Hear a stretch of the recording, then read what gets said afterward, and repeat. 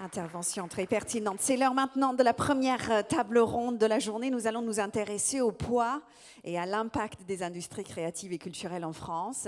Cette journée se veut interactive. Vanessa, elle se balade dans la salle, elle viendra vous voir, elle est là, elle lève la main. Recueillir surtout vos impressions tout au long de cette journée. Nous avons 4 invités qui vont arriver à tour de rôle.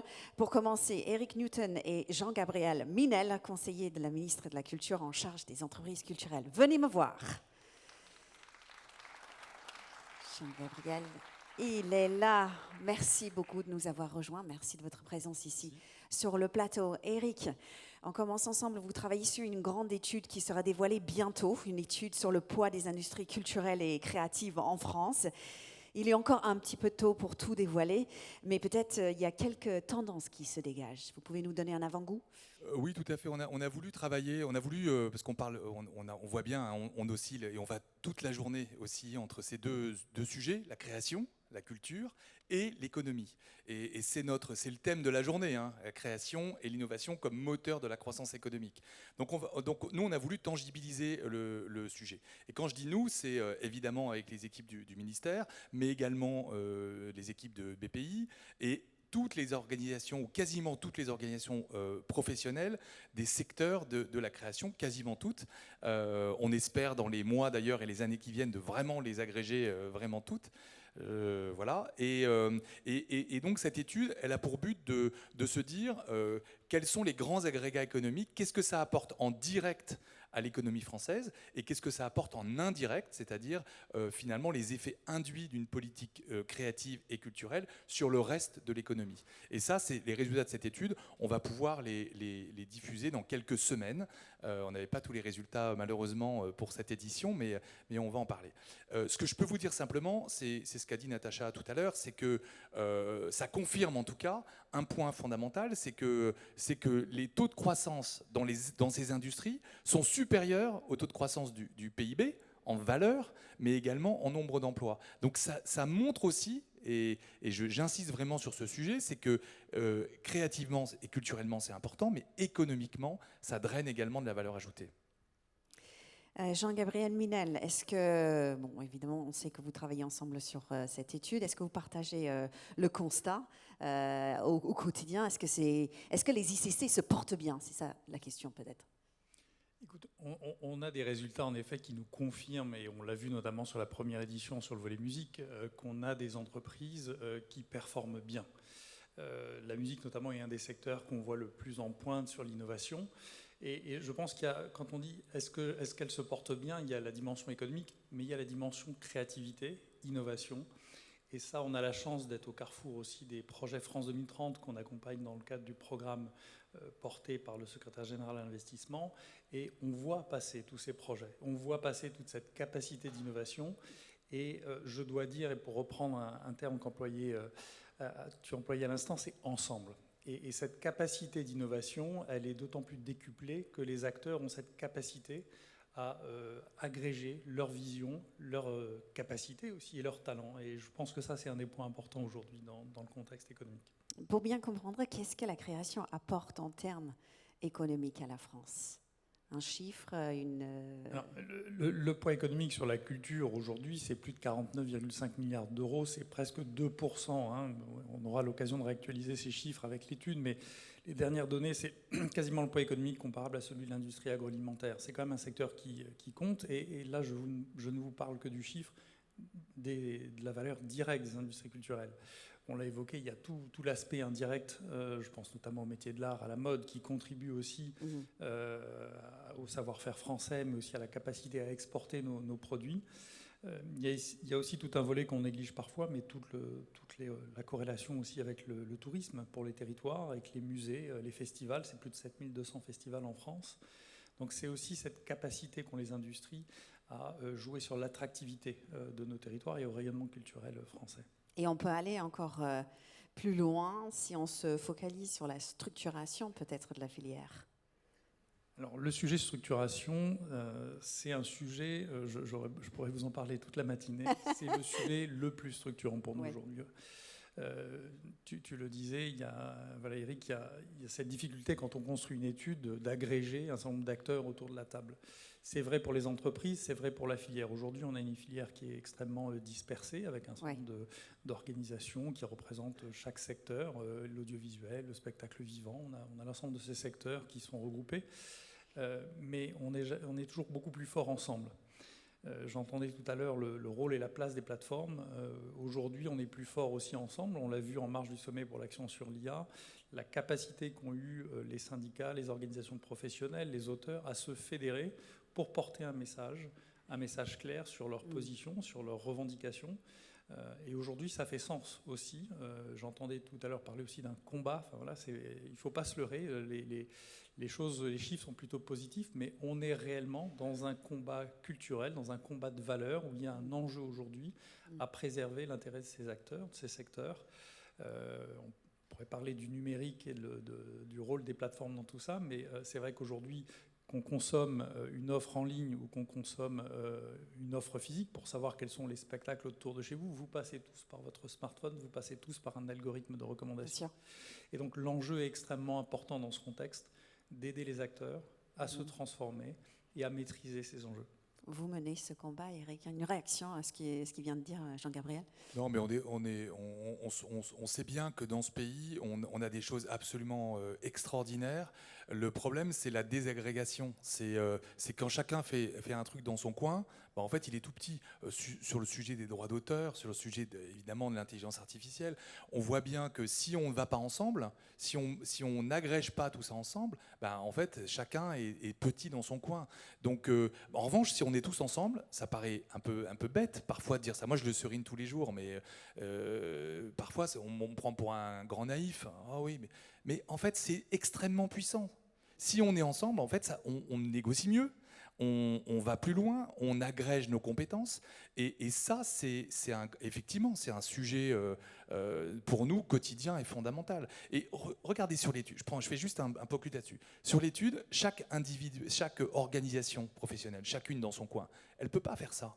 Par contre, quand on les met tous autour de la table, avec derrière des acteurs qui se mobilisent, le ministère, BPI, etc., et tous les acteurs, du coup, on la sort, cette étude. On est capable de la sortir parce qu'on le fait ensemble. Mais individuellement, personne ne peut le faire. France is a creative land, ça c'est le titre de cet événement. Vous partagez l'avis d'Eric, j'imagine. Qu'est-ce qui bloque, juste en quelques mots, Jean-Gabriel? Je pense qu'aujourd'hui, il n'y a rien qui bloque. Il y a pas de blocage. Certainement, par contre, la nécessité aujourd'hui de faire comprendre aux acteurs qu'il faut passer un cap, et notamment dans le jeu collectif. Aujourd'hui, on a des acteurs qui, pour des raisons historiques, évidemment, chacun, et on a quand même un tissu d'entreprises dans le champ de la culture et d'acteurs qui sont extrêmement divers, beaucoup de petites entreprises aussi. Mais on le voit, même quand on les accompagne, ces entreprises à l'export, quand on les soutient à l'export aujourd'hui, c'est toujours plus facile de les amener à l'export quand il y a un projet, une offre collective, quand parfois un acteur qui est spécialisé dans la réalité virtuelle ou immersive, par exemple, a accompagné un grand musée français. Évidemment, c'est beaucoup plus facile, c'est beaucoup plus vendeur. La notion sur l'image de marque là-dessus est extrêmement importante. Et ce savoir-faire collectif aujourd'hui, je crois que les entreprises culturelles sortiraient grandies de pouvoir consolider ces savoir-faire. Il y a un sujet dont il ne faut pas se leurrer. On voit aussi les difficultés qu'ont certaines entreprises à recruter des talents.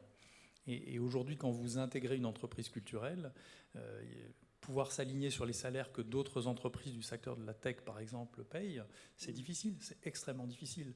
Donc avoir des projets communs où on mutualise la résolution de problèmes, où on est capable aussi de mutualiser les solutions, parce que ce que disait Eric est très juste, beaucoup refont, chacun séparément, chacun redéveloppe sa plateforme de VOD, chacun redéveloppe son outil de médiation pour son musée. On a besoin aujourd'hui d'avoir des acteurs qui atteignent aussi cette taille critique, et c'est un enjeu, à la fois sur la structuration de filières, mais aussi sur la taille des entreprises. C'est un enjeu, et aussi aujourd'hui des événements comme France is a Creative Land aident à être ensemble pour avancer ensemble. C'est un mot qu'on va utiliser beaucoup aujourd'hui. Merci à tous les deux. Restez avec moi, nous allons continuer à discuter ensemble. Je vais maintenant accueillir Pascal Morand, président exécutif de la Fédération de la haute couture et de la mode. Merci de l'accueillir. Pascal Morand. Bonjour Pascal, je suis ravie de vous voir. Merci d'être Bonjour, moi ici à Lille aujourd'hui avec nous.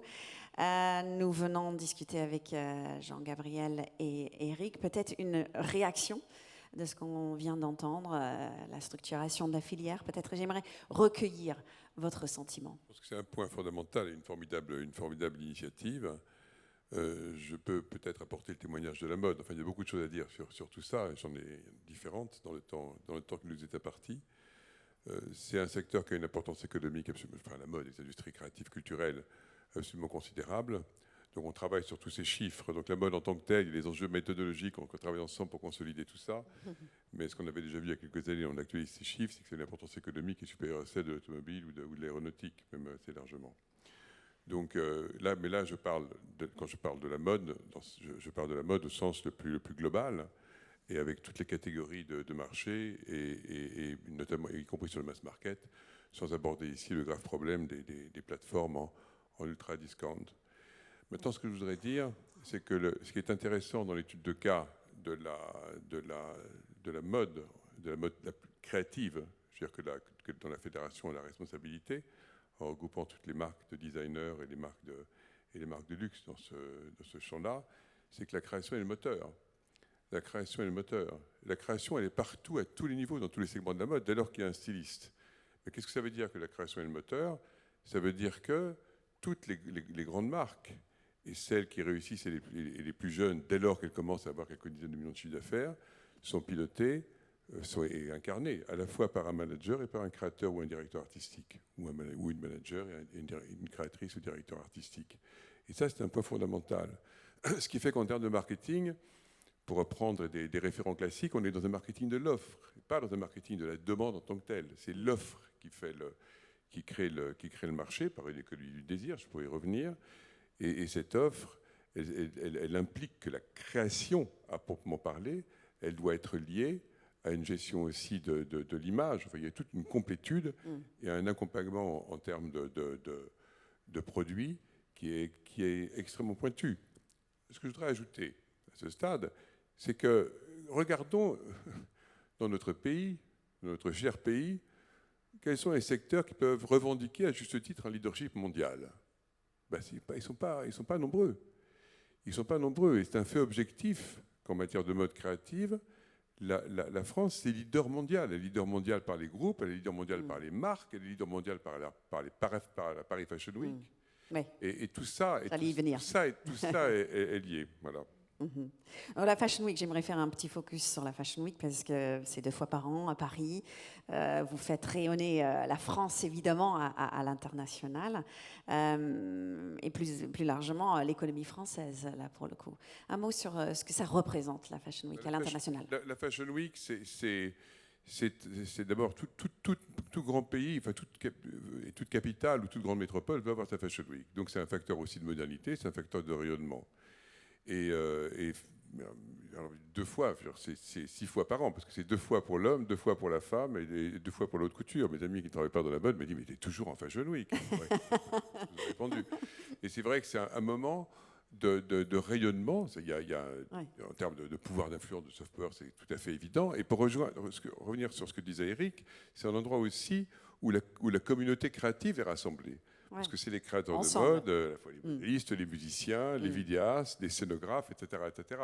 Et ça, c'est quelque chose d'exceptionnel. C'est justement ça, la force. C'est une très grande force. Et c'est parce que tous ces talents sont réunis à Paris que tout le monde dans le monde souhaite s'y retrouver pour rayonner. Dans les derniers chiffres qu'on a pour la Fashion Week, entre guillemets, historique, qu'on a eu en octobre, c'est des chiffres. Alors, le leadership, il est, sans jouer les fiers à bras, il est quand même... c'est évident, je n'ai pas de sommet de chiffres, mais en gros, la Fashion Week d'octobre, c'est à peu près 2 fois le Super Bowl en termes d'influence. Donc c'est assez impressionnant. Voilà. Et je pourrais en donner d'autres encore, mais ça donne une illustration. Est-ce que la croissance est drivée par la création, Pascal ? Je pense qu'il y a un point très important, qui est que la croissance, elle est absolument drivée par la création et par l'innovation. Et le point qui est fondamental par rapport à ça, c'est que dans nos secteurs, c'est drivé effectivement par la création. Mais la création a d'immenses vertus, parce que comme vous le soulignez, la création est je dirais, c'est aussi un vecteur permanent. Par la créativité en tant que telle, est un vecteur permanent de transformation et d'innovation. Mais si on parle de création, là en l'occurrence, on parle de création esthétique. Et il y a une chose, il y a un écueil qu'il faut éviter, c'est l'idée que la création soit considérée comme un substitut de l'innovation. Alors je pourrais donner des exemples, je ne vais pas les donner parce que les marques, je pourrais donner des exemples, on n'en parle plus trop. Les marques, les maisons qui ont réussi très bien, notamment celles les plus récentes, comme Jacquemus ou Ami, qu'on connaît bien chez Vuillard, ce sont des maisons qui ont réussi par la création et par l'innovation, c'est-à-dire l'innovation de modèles, notamment, et donc un enjeu de transformation permanent. Donc le point très important, c'est ça, c'est de bien comprendre que la création a un caractère esthétique, puisqu'on parle de ça, si on veut distinguer la création de la créativité, on entend qu'il y a un paramètre esthétique. Cette création ne peut pas être un substitut dans le sens où c'est pas parce qu'on fait des collections avec des superbes collections, mais qui diffèrent chaque saison, avec beaucoup de nouveautés, que pour autant c'est marqué par l'innovation, c'est-à-dire par des nouveaux usages ou par des innovations de modèles. Il y a eu beaucoup d'innovations dans les dernières décennies dans la mode. On est plutôt dans des registres d'innovation, c'est un secteur dans lequel on est dans des registres d'innovation plutôt incrémental que de rupture et plutôt non technologique que technologique. Il y a eu beaucoup d'innovations dans le du produit, en matière de supply chain, en matière d'organisation. Aujourd'hui, en matière de système d'information, il y a des bouleversements, des innovations extrêmement profondes. Et ce qui est très important, c'est que la création a finalement un double volet, double action en tant que telle du point de vue esthétique, mais aussi comme moteur de l'innovation et pas comme substitut de l'innovation. Ça, c'est un point fondamental. Et je pense qu'il y a moyen de faire école. On va en parler avec Déborah Papernik dans quelques instants, elle va arriver. Vanessa est dans la salle, elle a une question, il me semble. Est-ce que Vanessa, elle est là? Merci. Oui, alors déjà, je voulais dire à quel point je suis contente qu'on arrive enfin à la fin de cette séquence politique. Parce que vraiment, là, on a déjà un parterre de gens, ils ne savent plus où ils habitent. C'est des gens qui sont entrepreneurs, donc déjà, ils sont plutôt de droite, mais entrepreneurs créatifs, donc ils sont aussi un peu de gauche. Donc déjà, bon, la France entière est un peu paumée, mais alors là, je ne vous raconte pas, on a les quintessences des schizophrènes politiques. Donc là, ça va devenir un petit peu compliqué. On a aussi un président de droite, de région, qui vient nous dire qu'il soutient la culture. Et maintenant, on a un représentant de l'État qui vient nous dire qu'il n'y a pas de blocage. Moi, je vous avoue, je suis un petit peu perdue. Et je pense que peut-être vous aussi, est-ce que vous avez justement des questions pour éclaircir des choses qui ont été dites ce matin? Est-ce que vous avez des remarques aussi? Vous avez le droit de pousser des coups de gueule. Ah, j'en vois un. Est-ce que vous pouvez me rejoindre? Alors, attendez. Ouais. Dans la lumière. Dans la lumière, c'est mieux. Si on arrive à vous voir, c'est encore mieux. Présentez-vous aussi. On a envie de savoir qui nous pose la question. Je pense que comme elle est devant, peut-être qu'on la voit un petit peu. Venez avancer. Oui, tout à fait. Ou venez à côté de moi si vous voulez. Venez. Ah bah oui. Alors, gros moment hop, de gloire. Mettez-vous dans la lumière aussi. Moi aussi, je peux mettre à côté de toi, Louis. Oui, enfin tout le monde. Comment vous vous appelez? Barbara Sten. Donc, je suis chef d'entreprise et je suis chargée des partenariats pour le Congrès scientifique mondial. Donc Eric Newton, je salue énormément votre initiative. Je suis aussi surtout une Lilloise très fière de l'être.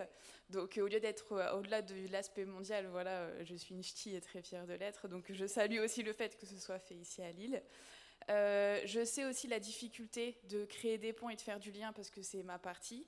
Comment aujourd'hui, parce que vous dites qu'il n'y a pas de difficulté, charger des partenariats de développement commercial quand on va démarcher des entreprises qui sont fixées ROI et qu'on leur dit culture, marque, image de marque, etc.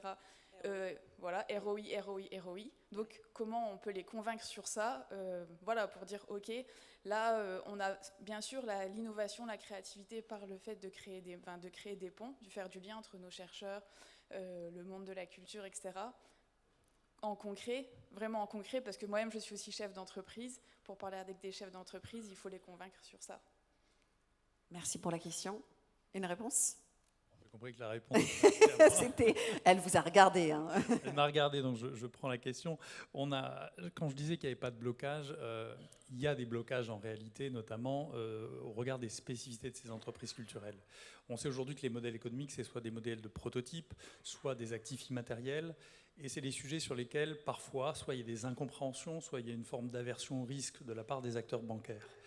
On a fait beaucoup de choses dans le champ de la culture pour l'accompagnement des entreprises notamment, via le plan France 2030 sur l'aspect subvention, mais aussi via l'IFSIC, qu'on accompagne et qu'on soutient pour soutenir aussi les prêts et les garanties. Donc ça vous permet concrètement d'accéder à du financement de façon beaucoup plus souple pour n'importe quelle entreprise. Et on intervient, et ça peu de gens le savent aussi, via des fonds de l'État, comme le fonds Tech and Touch par exemple, qui est opéré par BPI France, où on intervient également en fonds propres, où l'État investit aux côtés d'entreprises. Donc ça, c'est un point important dans le champ culturel pour expliquer peut-être de façon globale qu'on est en capacité de soutenir un certain nombre d'acteurs dans leur croissance, dans leur projet de développement. On a financé d'ailleurs tout un programme d'accélération aussi, où on accompagne les entreprises sur ce changement d'échelle, parce que parfois, le chef d'entreprise est un créateur avant tout, et gérer une entreprise, gérer les questions RH, gérer son évolution stratégique, c'est un sujet, évidemment, et ça s'accompagne. Ça nécessite de l'accompagnement. Et sur ces questions-là, typiquement au plan local, on essaye au maximum aussi d'accompagner la structuration de ces réseaux. Merci beaucoup. Vous êtes satisfaite? Vous allez discuter ensemble un peu plus tard. On a du temps pour débattre. On va se retrouver autour du déjeuner tout à l'heure. Bien évidemment, beaucoup de séquences à venir. Deborah Papanik nous a rejoint. Merci beaucoup d'être avec nous. Vous êtes Senior Vice President New Business and Strategic Alliances chez Ubisoft, un acteur évidemment emblématique des ICC.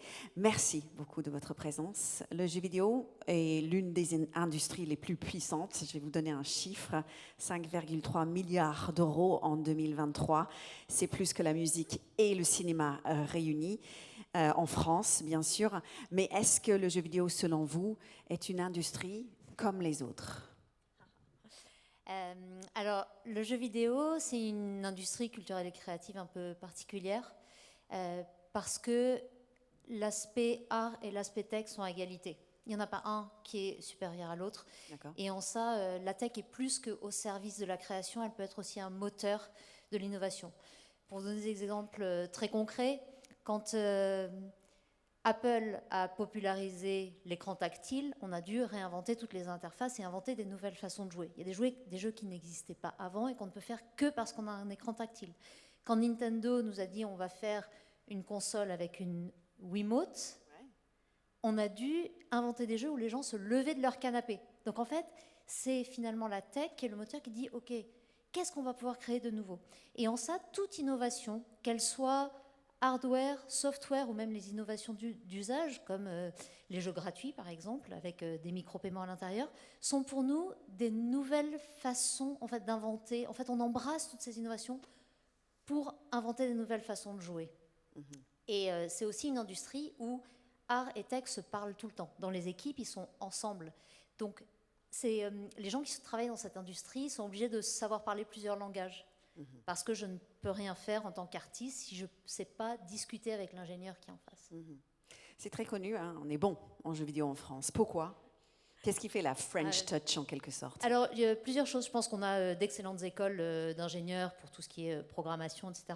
On a une culture aussi de création et artistique. Donc, on a au niveau graphisme, animation, etc. On a aussi ça. On sait aussi faire du storytelling, raconter des histoires. Et la France a aussi cette capacité, je pense, à être finalement assez sûre de qui elle est, de sa culture. Intéressant. Qui est suffisamment installée pour qu'on puisse avoir le regard tourné vers l'extérieur. Et je pense que c'est aussi comme ça qu'on a pu intégrer finalement le manga. On est le plus gros pays de manga après le Japon, mais parce qu'on sait qui on est. Et finalement, ensuite, on peut aller regarder ce qui se passe ailleurs, dire bah oui, c'est chouette, et faire de... Alors, moi, je parle plutôt d'appréciation culturelle. Finalement, on peut aimer ce qui se passe ailleurs, qui peut être apporté par d'autres, et puis le faire à notre sauce. Et je pense que c'est aussi ce qui fait la force de la France. Comment on explique que l'industrie est aussi forte? C'est-à-dire, dans le monde entier, on adore le jeu vidéo. En France, on adore le jeu vidéo. Comment ça se fait? Alors, le comment ça se fait, je ne sais pas. Moi, je dirais que c'est à la fois un mix de divertissement, de tech et d'art. Donc, en fait, finalement, on coche plein de cases différentes. Il y a aussi un aspect social très, très important. Enfin, tout le jeu multijoueur. D'ailleurs, pendant le Covid, l'OMS, qui au départ n'aimait pas trop le jeu vidéo, finalement a fait des campagnes. C'était Play Alone Together. C'était jouer aux jeux vidéo chez vous, mais finalement en étant connectés à distance pour recréer du lien. Parce qu'on s'est rendu compte pendant le confinement que ce qui manquait, c'était le lien. Dans le jeu vidéo, on prend aussi confiance en soi. C'est un des rares endroits où on peut faire des erreurs, se tromper, perdre, échouer, Ouais. et puis on recommence. Et puis on peut le faire en face des copains, et c'est OK. C'est ça, ouais. Donc en fait, finalement, il y a plein de choses dans le jeu vidéo. On peut aussi apprendre. Il y a des jeux très sérieux. Alors, on parle du fun dans le jeu vidéo. Il y a des jeux vidéo, c'est des jeux de stratégie au tour par tour, façon échec. Parce que les échecs, est-ce que c'est fun ou pas? Si on aime les échecs, on trouve ça très fun. Si on n'aime pas les échecs, on trouve que c'est pas marrant du tout. Mais c'est pareil pour le jeu vidéo. Et puis on a des thèmes qui sont tellement différents entre un jeu de course, un jeu de foot, un jeu historique comme Assassin's Creed, Il y en a pour tout le monde, en Just fait. Dance. Tout le monde y trouve son compte. Et aujourd'hui, l'âge moyen est de 40 ans en France. Les gens Quand qui même. jouent ont en moyenne 40 ans. On a l'impression que c'est plus jeune, sauf qu'on est né avec. Enfin, je suis dans la quarantaine, je comprends bien. Ce que vous décrivez, ce modèle où la création et la technologie se nourrissent mutuellement, est-ce que cette porosité entre les mondes de la tech et de la création, ça pourrait inspirer d'autres univers dans la création? Je pense que oui. En fait, il y a un certain nombre d'univers qui ont moins l'habitude de la tech et qui ont un peu peur de la tech. Et qui du coup ne savent pas l'aborder, ne savent pas comment l'aborder. On le voit par exemple avec l'IA. Nous, quand on pense l'IA, et en particulier l'IA générative, alors oui, peut-être qu'on aura des gains de productivité, et tant mieux si on peut déléguer à l'IA les tâches les moins intéressantes, les plus répétitives. Ok, ça c'est une chose. Mais ce qui est plus intéressant, c'est qu'est-ce qu'on va pouvoir faire de nouveau, qui était impossible avant. Et en fait, je pense qu'il faut avoir à chaque fois par rapport à la tech ce double regard. Et comme nous, dans le jeu vidéo, on se dit, en fait, on a des choses à apporter finalement aux autres ICC, on aime bien leur parler.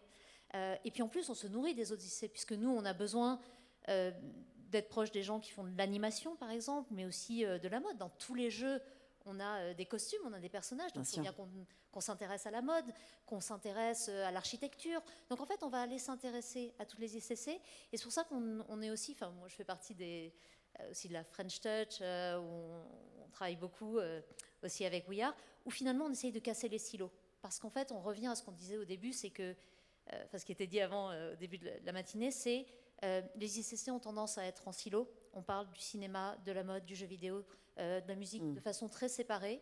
En étant ensemble, d'un seul coup, on se dit, mais en fait, on a du poids économiquement Bien quand sûr. on est tous ensemble.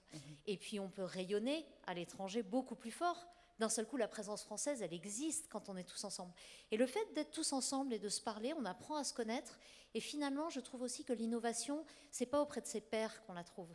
C'est pas si je vais discuter avec d'autres boîtes de jeux vidéo qu'on va innover. C'est parce que je discute avec la mode, c'est parce que je discute avec la musique ou avec le cinéma que d'un seul coup, on va avoir une idée qui est vraiment innovante. Une dernière réaction. On clôt la table ronde en 30 secondes, Eric. Non mais je ne dirais pas mieux que Déborah, et ça répondra à votre question tout à l'heure.